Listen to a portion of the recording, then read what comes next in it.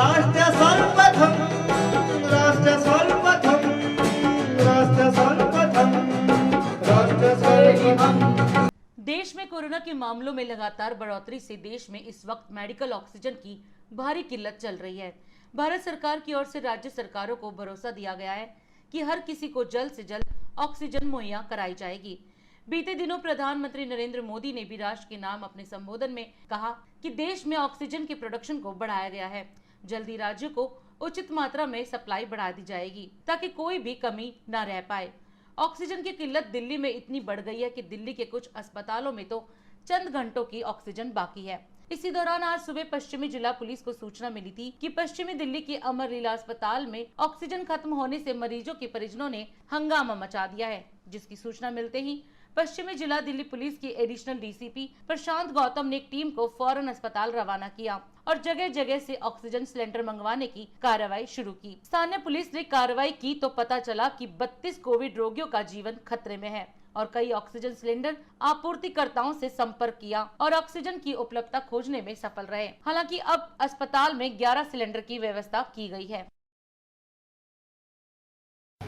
आज 21 अप्रैल को करीब 9 बजे हमको कॉल मिली B1 जनकपुरी अमर लीला हॉस्पिटल से और उन्होंने बताया कि ऑक्सीजन की सप्लाई ऑलमोस्ट ख़त्म हो गई है और अगर ये ऑक्सीजन की सप्लाई ख़त्म हो गई तो उनके पास करीब 32 कोविड पेशेंट्स हैं, उनकी जान को खतरा हो सकता है। जैसे ही हमको ये खबर मिली हम लोग एक्शन में आए और हम लोगों ने जितने भी हमारे आसपास में ऑक्सीजन मेडिकल ऑक्सीजन सप्लाई करने वाले सप्लायर्स थे उनसे बात करी और हमने 3 जगह हम लोगों को ऑक्सीजन मिली, कीर्ति नगर से, गोल मार्केट से और मायापुरी से, जहां से कुल मिला के हमने 11 सिलेंडर पूरे इकट्ठे कर तुरंत हॉस्पिटल अमर लीला हॉस्पिटल B1 जनकपुरी को पहुंचाए, जिससे उनकी ऑक्सीजन सप्लाई में कोई कमी नहीं आई है।